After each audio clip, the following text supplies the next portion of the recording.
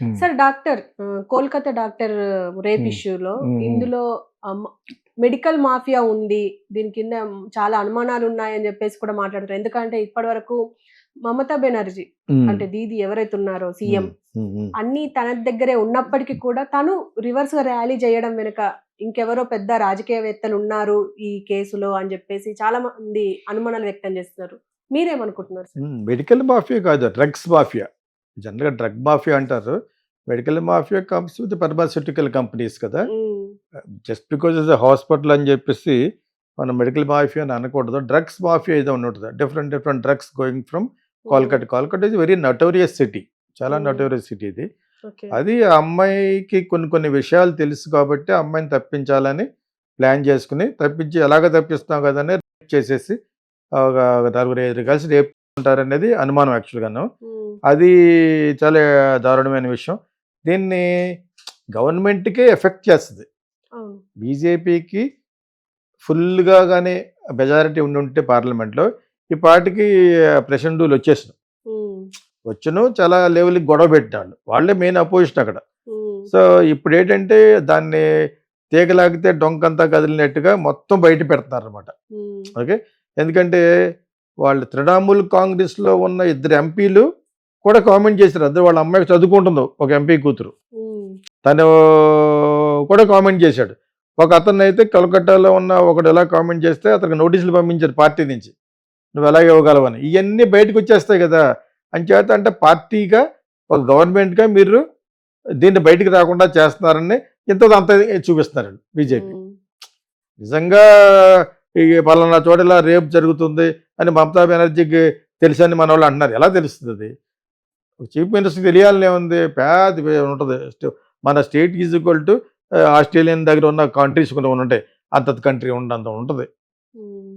140,00,00,000 జనాభా ఉన్న ఈ పెద్ద విశాలమైన దేశంలో. అంచేత ఆళ్ళకి తెలిసి ఎందుకు చేయమంటారు? ఆళ్ళకి స్టేట్‌కి బ్యాడ్ రాకూడదు అన్నట్టుగా కొన్ని కొన్ని నిజాలను నొక్కడానికి ప్రయత్నించే ప్రయత్నంలో ఆవిడ కూడా ఇన్వాల్వ్ అని చెప్పేసి అని ఉంటారు Mamata Banerjee. Why will she so దానికి ఏం చేశారు?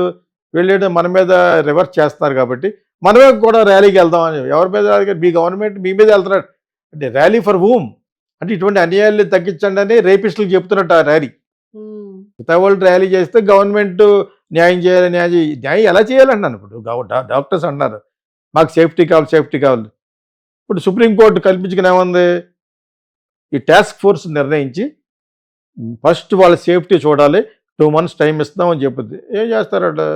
ఆ సుప్రీంకోర్టు దాంట్లో కూడా ఎంత హాస్యాస్పదం అంటే వాళ్ళు అంతకంటే ఏం చేస్తారన్నాను. హైకోర్టు ప్రొసీడింగ్స్ కూడా చూపిస్తారు మనకి. అటు హ్మ్. మొన్నటి వరకు ఎక్స్ ప్రిన్సిపల్‌ని ఈజ్ మోస్ట్ పవర్‌ఫుల్ ఫెలో వాడిని టచ్ చేయలేదు, అలా చేయకూడదు మీరు అని వాళ్ళ తరపున లాయర్ చెప్తాడు.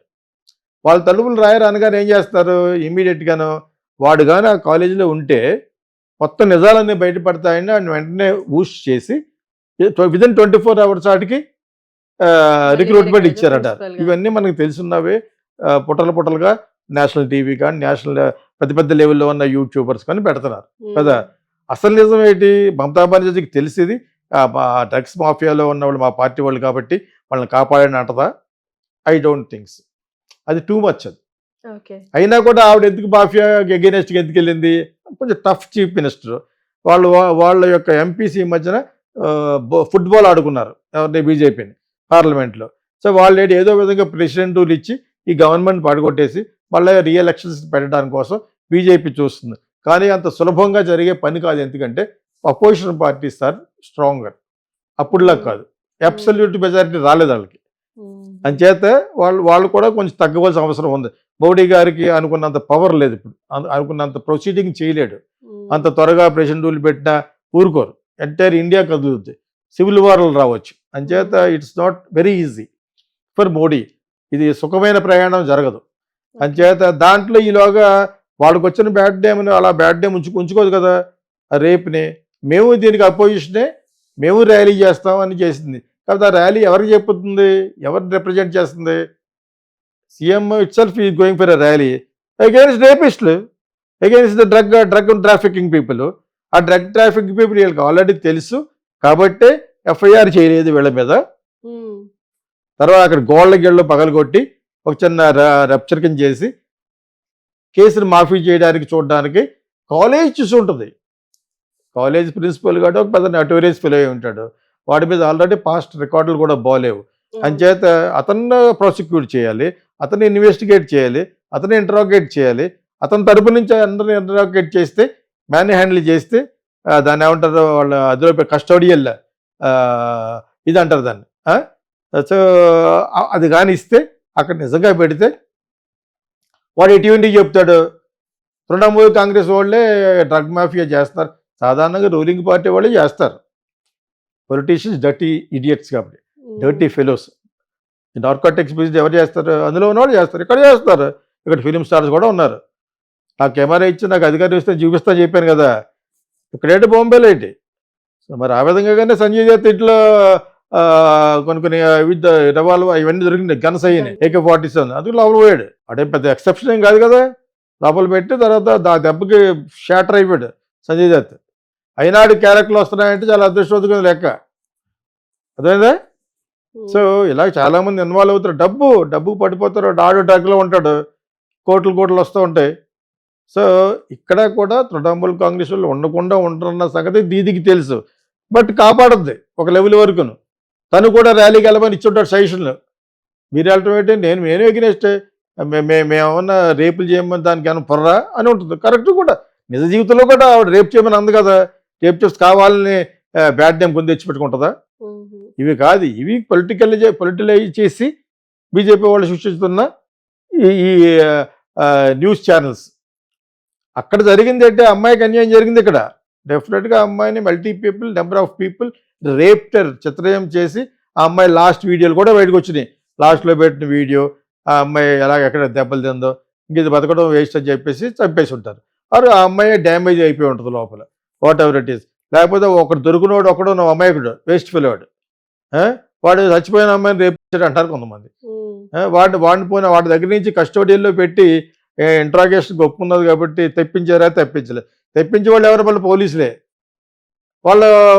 వాళ్ళు చేసిన తప్పుడు వాళ్ళు చూపించుకోరు కాబట్టి హైకోర్టు మటుకు ఒక మంచి పని చేసింది, ఇమీడియట్గా సిబిఐకి హ్యాండ్ ఓవర్ చేసింది. ఎవరు వస్తారు సిబిఐ చేస్తేనే? కోల్కతాలో ఉన్న వాళ్ళే వస్తారు. వాళ్ళని ఇన్ఫ్లుయెన్స్ చేయడం అని చెప్పి నైట్ ఫోన్ చేస్తున్నారు వాళ్ళు కాంగ్రెస్ వాళ్ళు 10 కోట్లు ఇచ్చి కదా. అంచేత CBI with the concern of central government అయితే ఈ అమ్మాయికి ఈవిడికి ఎగనెస్ట్గా వస్తుంది. ఎవరికి ఎగనెస్ట్గా? మమతా బెనర్జీకి ఎగనెస్ట్గా వస్తుంది. ఓకే, అది రాకుండా చేసుకోవడం ఆవిడ ధర్మం. గవర్నమెంట్ కాపాడుకోవడం ఎవరైనా చేస్తారు. అది మోడీ గుజరాత్లో చీఫ్ మినిస్టర్ ఉంటే అయ్యే చేస్తాడు. So this is just political అయిపోయింది. ఈ డాక్టర్లు ఒక పక్క నుంచి డే అండ్ నైట్ క్యాండిల్స్ వెలిగించి without justice there is no service అంటే మీకు జస్టిస్ చేసేవని ఎలా చెప్పాలి? ముందు ఎంతమంది రేపు చేశారో తెలియట్లేదు. ఆడు ఒక్కటో కావాలంటే ఆడు ఎప్పుడో అంటాడు రేపు నన్ను హ్యాంగ్ చేయమని. అసలు నాకు అర్థమైంది ఏంటంటే జస్టిస్ దెన్ ఓన్లీ సర్వీస్. అంటే జస్టిస్ చేయాలంటే ఏం చేయాలి ఇప్పుడు? ఆ అమ్మాయి తిరిగి రాదు కదా. ఏం చేయాలి? వాడిని చంపేయాలి. చంపేసుకోమన్నాడు. వాడిని చంపవద్దు అన్నారు బీజేపీ వాళ్ళు, ఎందుకంటే వాటి ద్వారా ఇంకా వస్తాయని. అసలైన వాళ్ళు తృణమూల్ కాంగ్రెస్ వాళ్ళు బయటకు వస్తారని. తృణమూల్ కాంగ్రెస్ వాళ్ళు వస్తారో బీజేపీ వాళ్ళు వస్తారో అనేది తర్వాత విషయం. ఎవరి కాళ్ళే they will try to save their own skin. ఇది కరెక్ట్, నేను చెప్పేదే కరెక్ట్. యాక్చువల్గా ఏంటంటే ఇది పాలిటిక్స్లో జరిగే డర్టీ గేమ్. ఇది బిజినెస్లో అందరూ ఉంటారు, ఎక్కడైతే ఎక్కడ ఉంటారు. తెలంగాణలో ఉంటారు, ఆంధ్రాలో ఉంటారు. గంజాయి అన్నారు. ఫైనల్గా గంజాయి సపోర్ట్ చేస్తుంది జగన్ పార్టీ వాళ్ళు అంటున్నారు. కాకినాడలో ఉన్న నాకు కుర్రోడు ఫ్రెండే అయినా కూడా వాళ్ళందరూ ఇన్వాల్వ్ అంటున్నారు. ఎవరు చేస్తారు ఇటువంటి బిజినెస్? నార్కోటిక్ బిజినెస్ గవర్నమెంట్ తరపునలో చేస్తారు. ఎవరైతే రూలింగ్ పార్టీ వాళ్ళే చేస్తారు, వాళ్ళు వాడుకుంటారు. అపోజిషన్ పార్టీ వాళ్ళు చేసి తప్పించుకునే అంత సీన్ ఉండదు కదా. వాళ్ళు లాలీచే అయిపోతారు. ఇప్పుడు అక్కడ ఉన్న డ్రగ్ ట్రాఫిక్ బయటపడాలి, ఈ అమ్మాయిని ఎంతమంది రేప్ చేశారనేది బయటపడాలనేది స్టూడెంట్స్, డాక్టర్స్, హర్తాళ్ వాళ్ళు చేస్తుంది. అది కరెక్ట్గా సక్రమంగా జరగని వరకు కదా వీళ్ళు. తృణమూల్ కాంగ్రెస్ జరగనివ్వదు.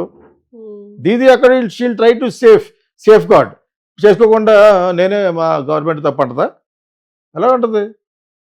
అలా అనాలని ఎక్స్పెక్ట్ చేస్తున్న యూట్యూబ్ ఛానల్స్ ఉంటే యు ఆర్ ఆల్ రాంగ్. అలా ఎలాగంటారు అంటాను. నో, ఇది మొత్తం it's just government itself a mafia. Any government in India any state government mafia driven governments. మరి ఇక్కడ వరకు మొన్నటి వరకు మాఫియా డ్రివెన్ కాబట్టి కవిత వేసేస్తాం అంటేనే కదా అని చంపేశారు. ముస్లిం వాడు ఎవడాడు ఇక్కడ ఒక రౌడీని, పేరు అసలు మనం మర్చిపోతూ ఉంటాం. మరి కేసీఆర్ వాళ్ళు చంపేశారు కదా,